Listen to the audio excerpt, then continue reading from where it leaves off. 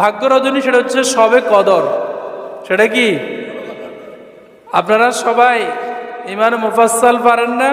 আমানতু বিল্লাহি ওয়া মালাইকাতিহি ওয়া কুতুবিহি ওয়া রাসূলিহি ওয়াল ইয়াউমিল আখির ওয়াল কদরি খায়রি ওয়া শাররিহি মিনাল্লাহি তাআলা ওয়াল বাসি বাদাল মাউত। এই যে অল কদরি, কদর মানে হচ্ছে ভাগ্য। কদর মানে কি? ভাগ্যের ভালো এবং খারাপ সব কিছু একজনের পক্ষ থেকে হয়, তিনি কে? তাহলে 27 যেটা বা রমজানের শেষ দশকে বিজোট 5 রাত্রিতে সবে কদর হয়। সেই সবে কদর রাতে আল্লাহ তাআলা আমাদের জন্য ভাগ্য লিপিবদ্ধ করেন, কিন্তু আমরা এখানে এসে ভোলাই ফেলি। আমরা মনে করি সবে বরাত মানে ভাগ্য রজনী। এটা কি সঠিক নাকি ভুল? সঠিক হচ্ছে সবে বরাত মানে হচ্ছে মুক্তির রাত। কিসের রাত? আমরা অনেকে আছে, অনেক বক্তা আছে, অনেক ওলামায়ে কেরাম আছে, কোরআন থেকে দলিল দেয়। সেই দলিলটা কি সেটাও আজকে আপনাদেরকে বলবো, এবং সেখানে আল্লাহ তাআলা কি বলেছেন সেটাও বলবো ইনশাআল্লাহ।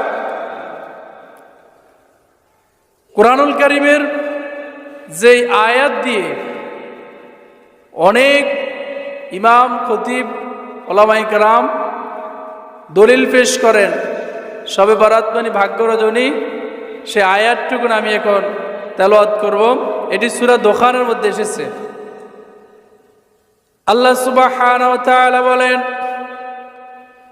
ইন্না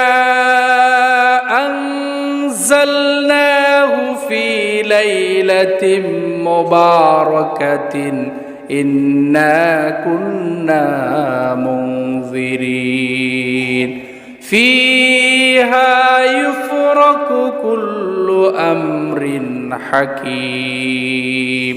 কার কথা? আল্লাহ তাআলা বলছেন, নিশ্চয় আমি বরকতপূর্ণ একটি রাতের মধ্যে এই কোরআনকে অবতীর্ণ করেছি এবং আমি হচ্ছি সতর্ককারী। ওই বরকতপূর্ণ রাতের মধ্যে আমি গুরুত্বপূর্ণ যে বিষয়গুলো 1 বছরের মধ্যে সংগঠিত হবে সেটা আমি লিপিবদ্ধ করি, সুবহানাল্লাহ, নির্ধারণ করি।